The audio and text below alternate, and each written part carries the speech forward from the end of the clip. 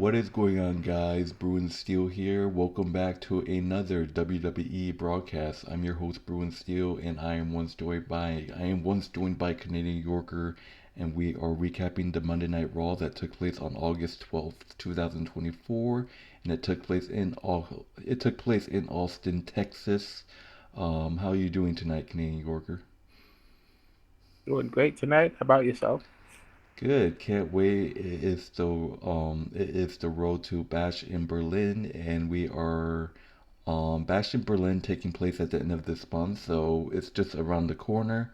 So yeah, let's get started. But before we get into this video, I mentioned in my last broadcast that I was gonna pick up my last second shirt. As you can see, I'm wearing it right here, just to let you guys see. It's a Liv Morgan shirt right here, and just feel what the back looks like.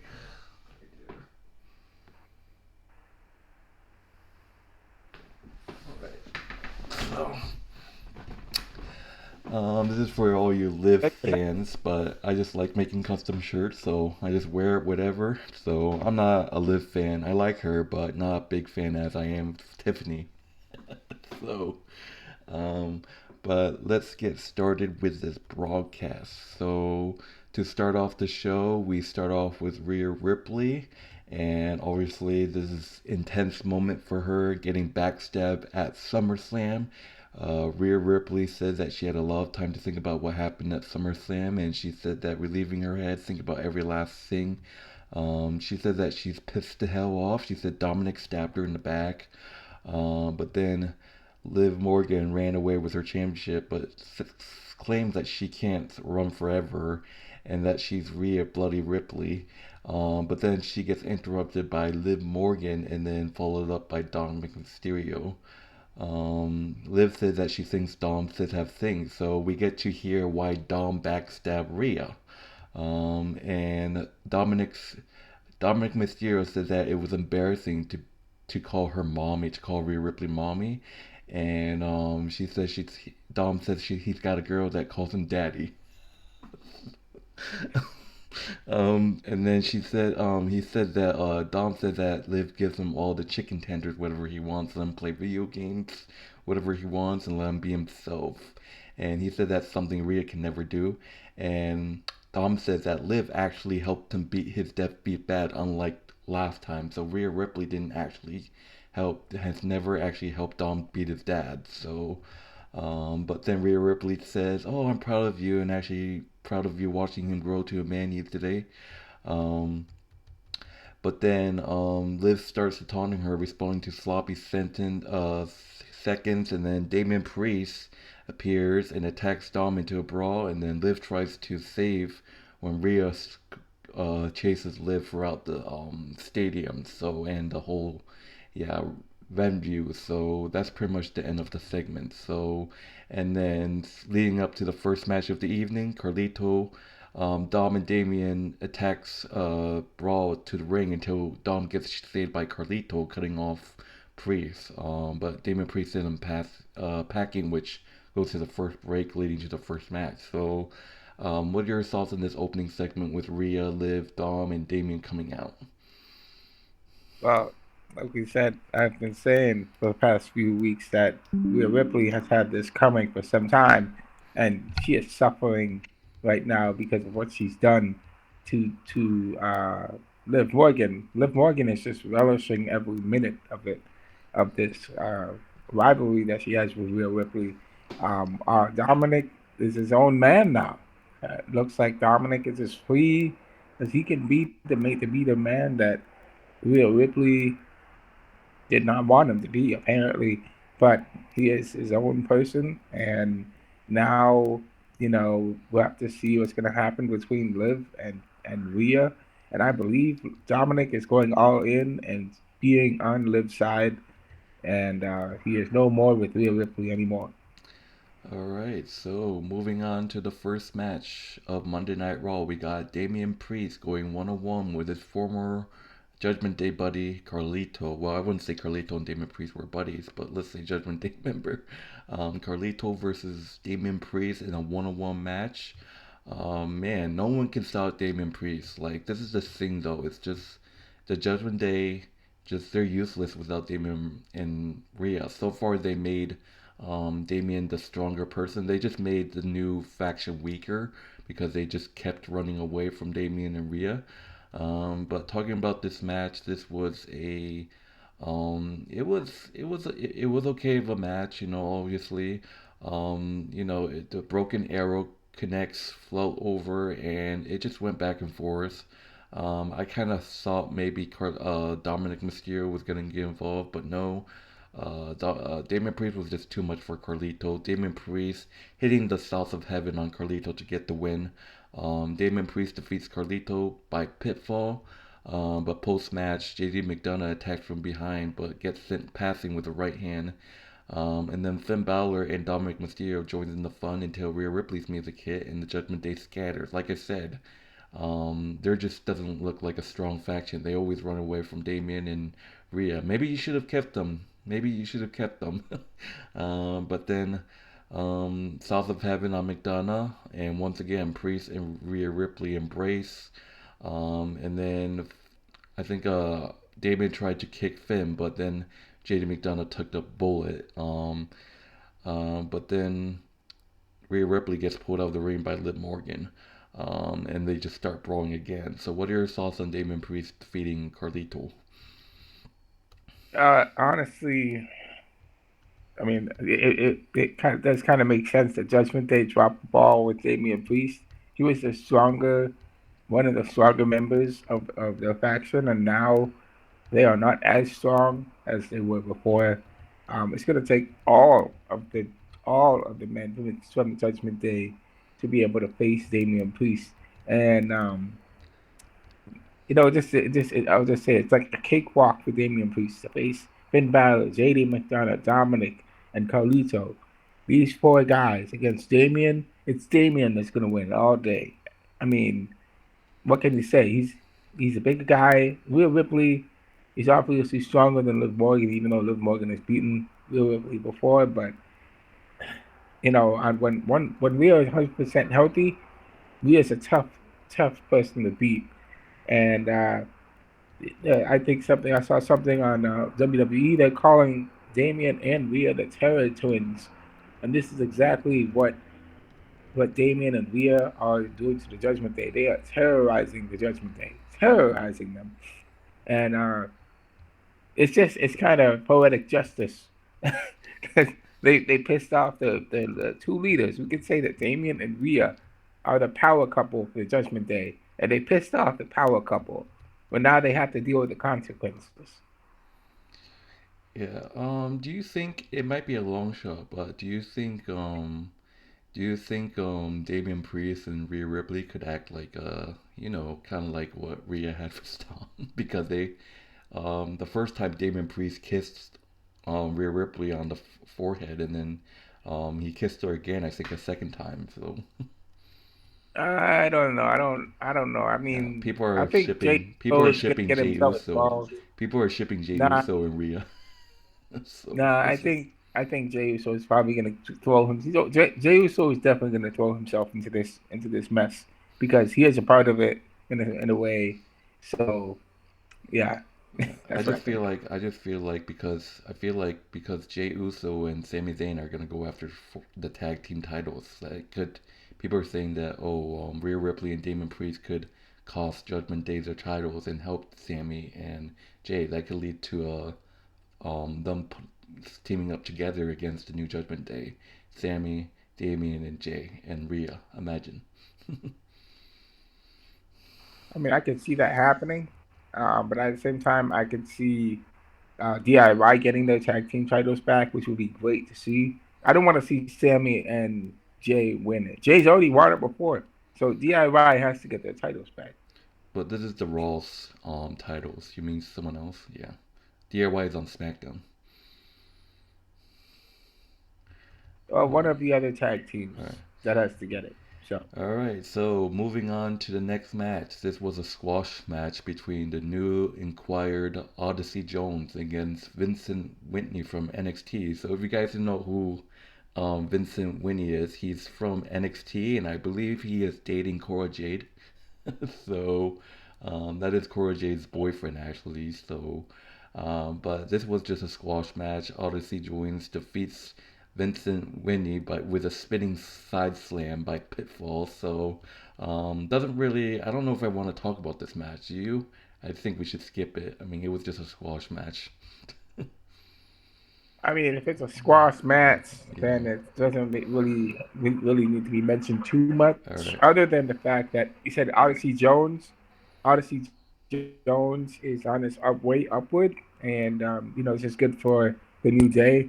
Um, so we're gonna have to see what happens with Odyssey and New Day. All right, so moving on. Post match, the Final Testament come to the stage and Karen Cross cuts a promo. He accuses Kofi of using Odyssey to replace Big E, but Xavier tells him it's not going to work and wants to fast forward to the point where they make a match. Kingston does him one better and assisted a trios match, so a six-man tag team match, which is going to be happening next week. Final Testament versus New Day and Odyssey. Karen Cross said that the devil's work is never done, and he said he accepts the New Day's challenge. This is interesting because I think right here, I think next week is going to mark the end of the New Day. I think Xavier Woods is going to turn heel because so far he has not been happy with Odyssey to Jones's presence. So we might honestly see one. It might just go either way.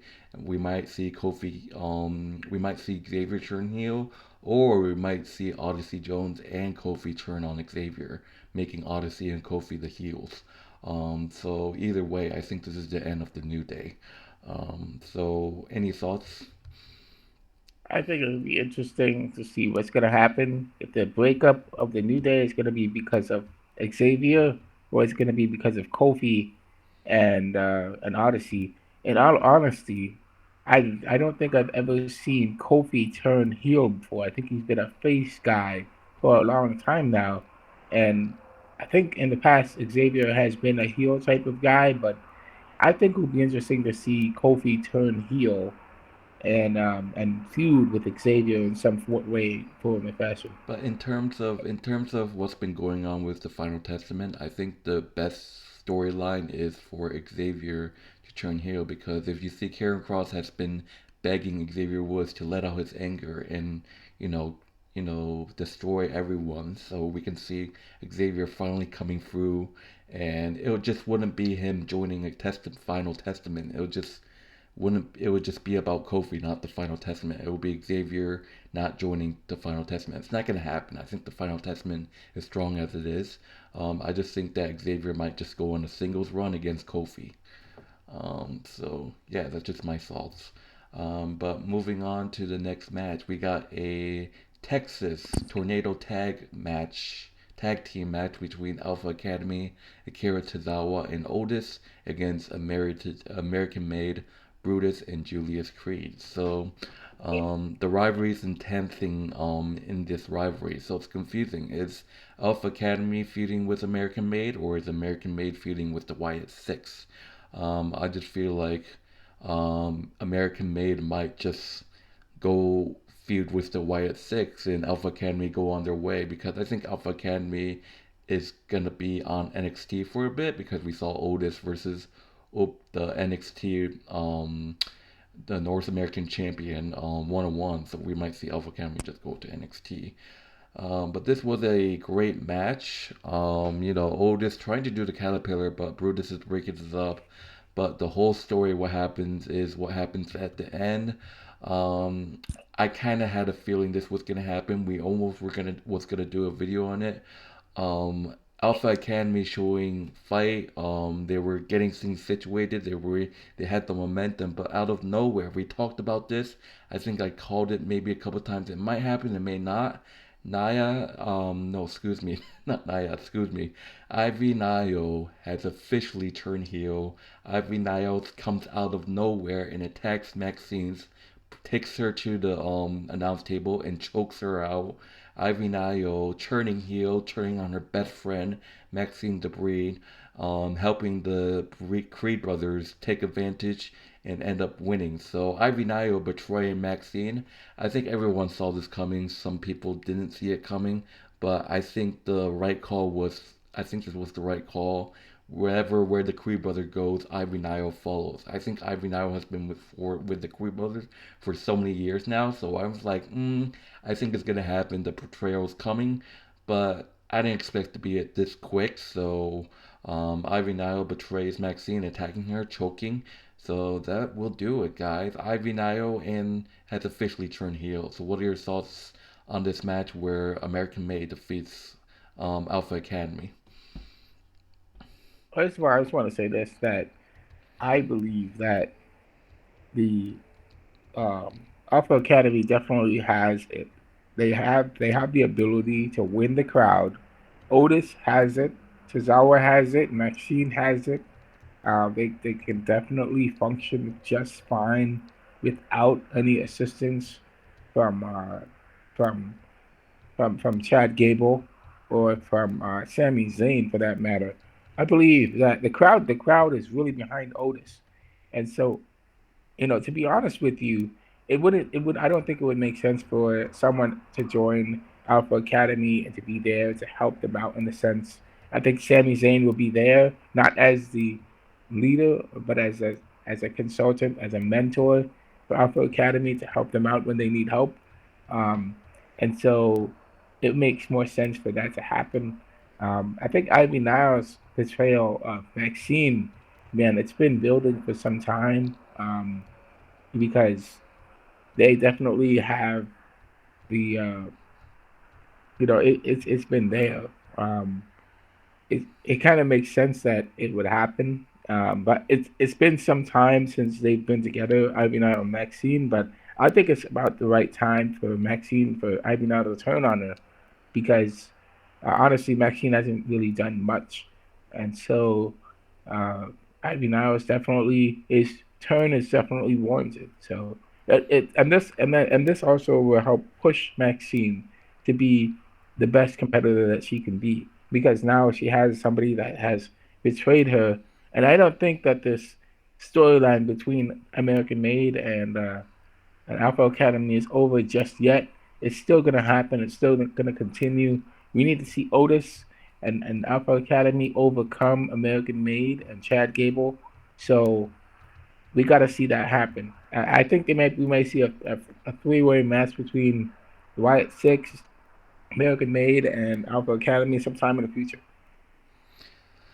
Alright, so moving on to the next match. We got Damage Control, Io Sky, and Kairi Sane versus the new named faction of Pure Fusion Collective. I don't know who came up with that name. What the hell was that name?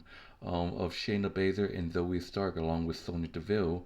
And this is a WWE Women's Tag Team Championship #1 contenders match. So the winner will face off against Unholy Union, which is Isla Dawn and Isla Fyre, whatever.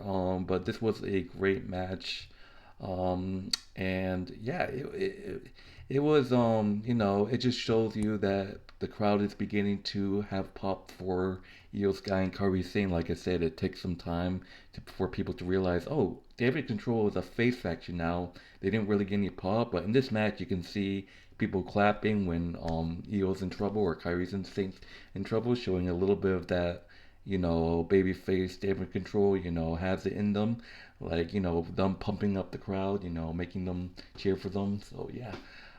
So this was a great match. It went back and forth. Sonya Deville obviously running interference. Sonya Deville shoving Io down, but drop kick sending Stark to the floor. But Fyre eats a super kick by accident, and by accident. But so she was, Alba Fyre was pissed off. But Sky almost won the match with a moonsault, but then got attacked by Alba Fyre and Isla Dawn, ending in the disqualification. And as soon as I saw that, it's like, yup, Triple H Yep, book that right now. Disqualification win by damage control. Book that right now. Triple threat match. Please do it. And what do you know? Later on, Triple H has announced that next week on Raw, it's going to be Unholy Union defending their titles against both damage control and Zoe Stark and Shayna Baszler. So we got the triple threat, but Damage Control defeats Pure Fusion Collection by disqualification, and now we got a triple threat match for the Women's Tag Team Championship next week on Monday. It's gonna be huge. You know, I kind of expected Triple H to book it at Berlin, but I don't know. But what are your thoughts? My thoughts are Alba, Fyre, and Isla are still being pursued by Jade Cargo and Bianca Belair. Now, what about Bianca and Jade? Now, my thought is next week, if this happens, Bianca and Jade are going to be hearing about this. What if they interfere in this match? Okay? And what if they come from SmackDown to Raw and interfere in this match? Because we know that they want the tag team titles back. And, that's just my first initial thoughts. But anyway, um, Unholy Union, we haven't really seen much of them in action. And now they're going to have their first title defense against Damage Control and against the Zoe Stark and Shayna Baszler. So is I don't understand why they would interfere so early. It just would make sense for them to have one contender to see who's going to be the contender that's coming back to win. And so because now they've really messed up themselves. So instead of having just one person, one team that they're facing, they're now facing two teams, possibly three. So that's just what I'm thinking so far. Yeah, I would have preferred to see uh, Damage Control get the win, but we're gonna have to see how things go because now things have kind of gotten out of control now. So Alright, so moving on, we got a segment with Randy Orton making his entrance and getting on mic. He says 20 years ago this month he won the world title for the very first time and became the youngest world champion in history. If you guys weren't a fan back then, let me refresh your memory because I was a fan back in the day. It was 2004, I believe. Yeah, 2004. Randy Orton won the World Heavyweight Championship against Chris Benoit. Yeah, love history. And um, Monday night, the following week on Raw, Randy Orton gets betrayed by his peers in his evolution group of Triple H, Ric Flair, and Batista. So, him beating Chris Benoit, he became the youngest champion in history. So just refresh your memories, or if you haven't even watched WWE, that's basically what he's talking about. So, and he says in the few short weeks that Bash in Berlin, history will repeat itself, and he will become a 15-time World Heavyweight Champion. And then he gets interrupted by Gunther. Gunther said that it's the era of the Ring General, and he said that Randy will have no further role to play.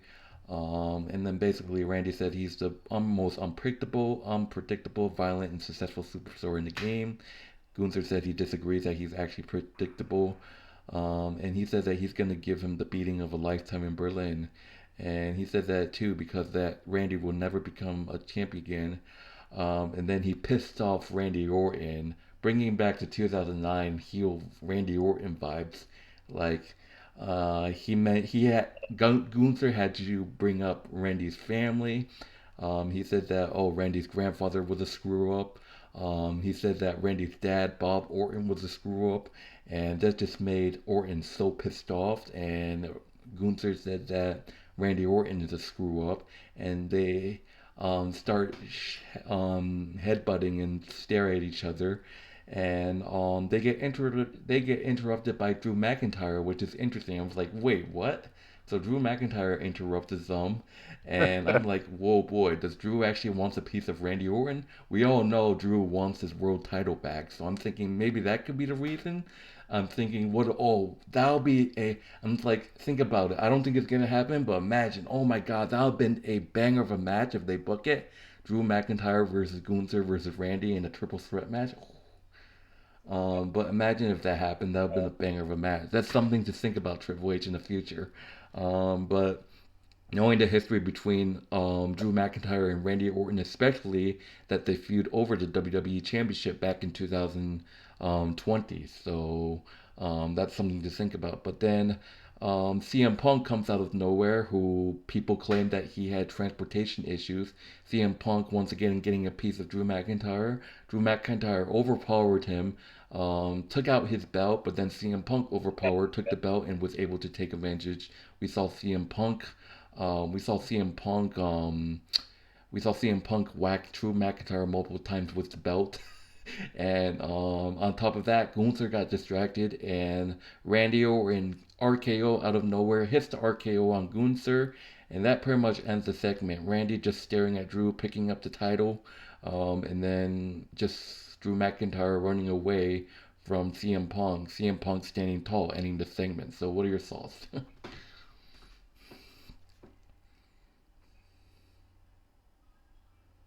I mean, there's a lot there that happened.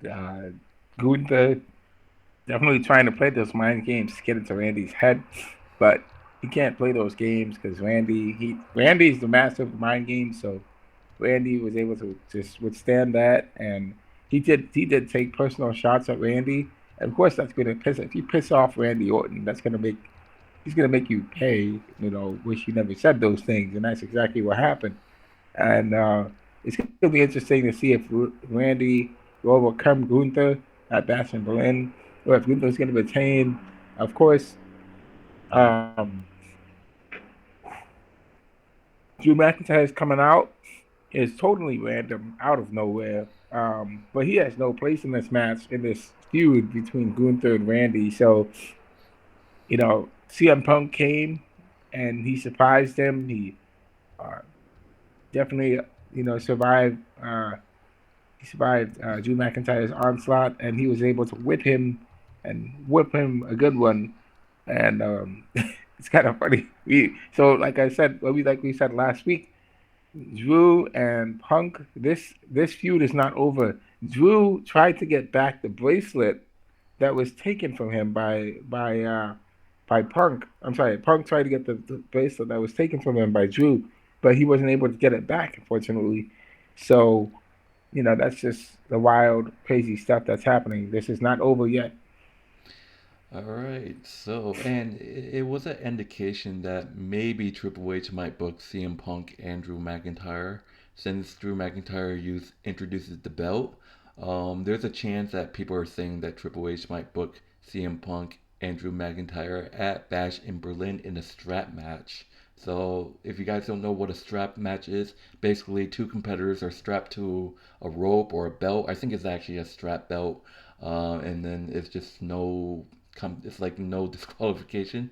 Karrion Cross, and Drew McIntyre competed one in a match, I believe. I think Crown Jewel. No, Crown Jewel. They settled their rivalry in a steel cage match. I think it was like I know it was a pay per view, but like I said, Drew McIntyre and Karrion Cross has competed in a strap match before, where Karrion Cross did win, but then it ended up Drew McIntyre finished the feud beating Karrion Cross in steel cage. But that's basically what a strap match. But I like to see a strap match between CM Punk and Drew McIntyre.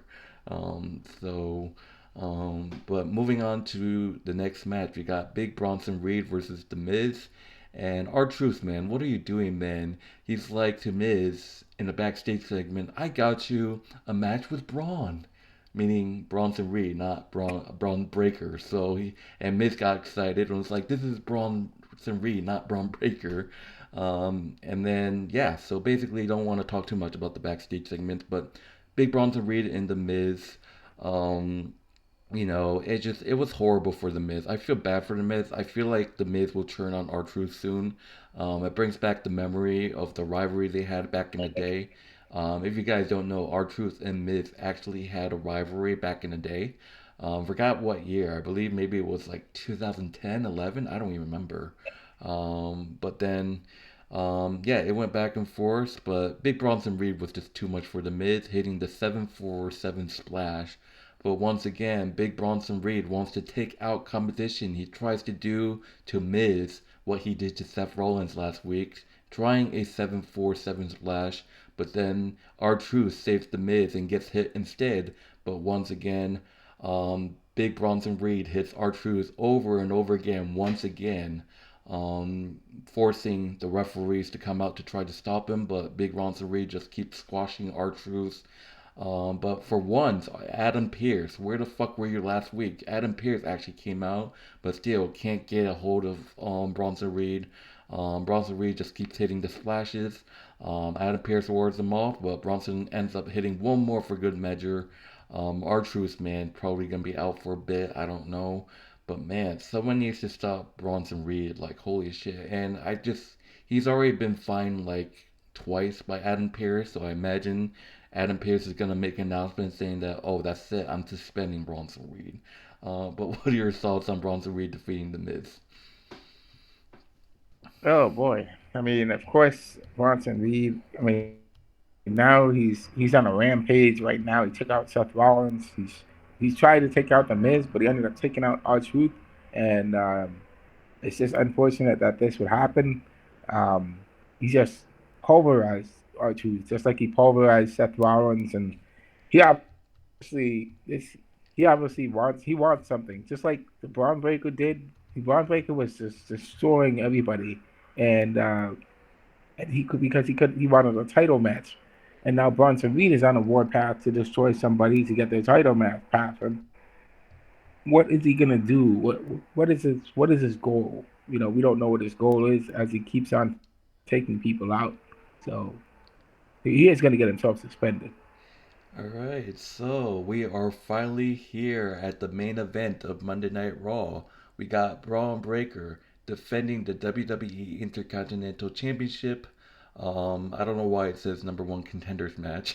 So, Braun Breaker versus Sami Zayn for the WWE Intercontinental Championship in the best 2 out of 3 falls match. So, first person to get 2 falls wins the Intercontinental Championship. I'm not gonna lie, this was a fantastic match. I barely get to see 2 out of 3 falls matches, but I believe that you, me, and Joey, our friend Joey, went to Monday Night Raw. We actually saw a 2 out of 3 falls match between DIY and Imperialism. So that was a while back. So I barely get to see. I love 2 out of 3 falls. I wish they make it longer, like an Iron Man match. Iron Man match are kind of like 2 out of 3 falls, but longer. In my own opinion, no disqualification, but I don't think this match was a no disqualification, unless it was. But talking about this match, I'm just gonna go quick.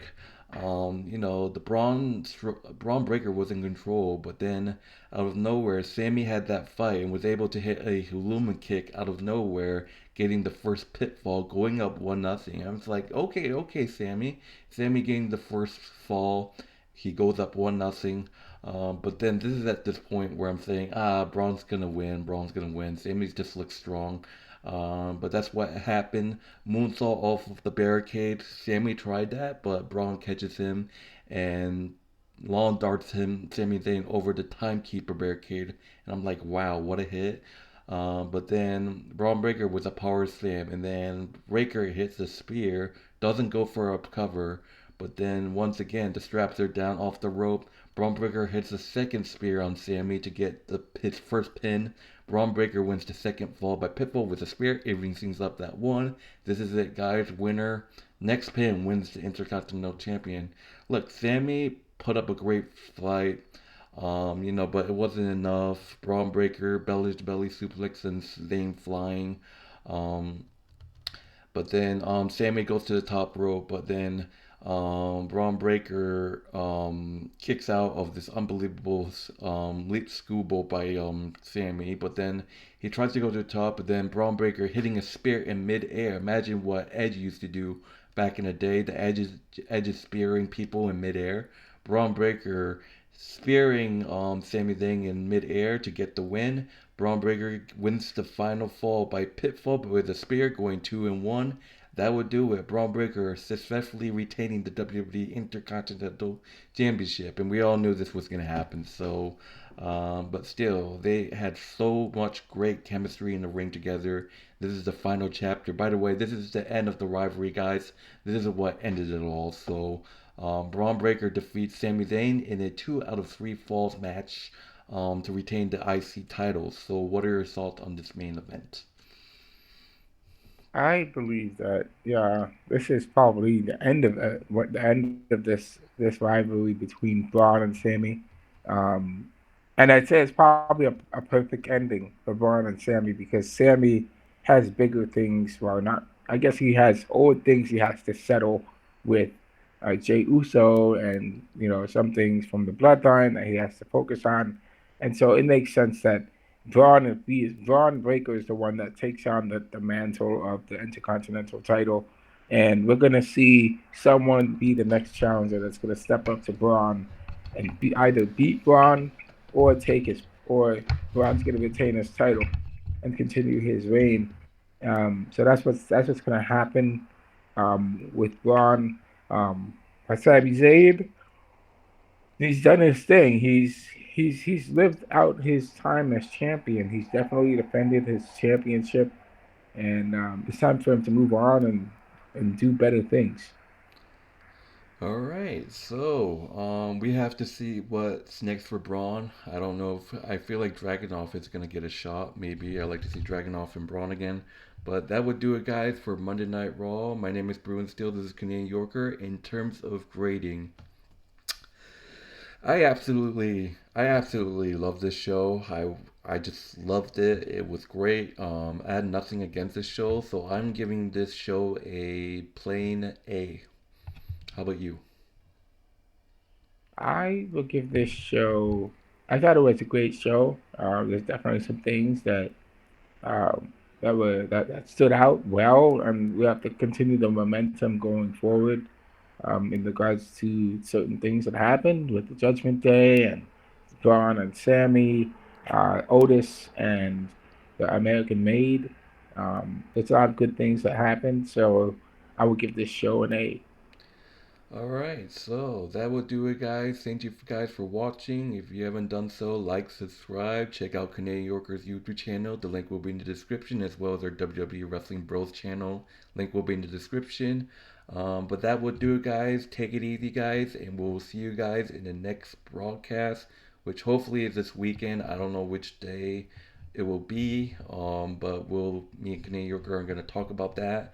But anyways, I hope you guys enjoy the rest of your day. My name is Bruin Steele, this is Canadian Yorker, and we are out of here. Have a nice night, guys. Take care.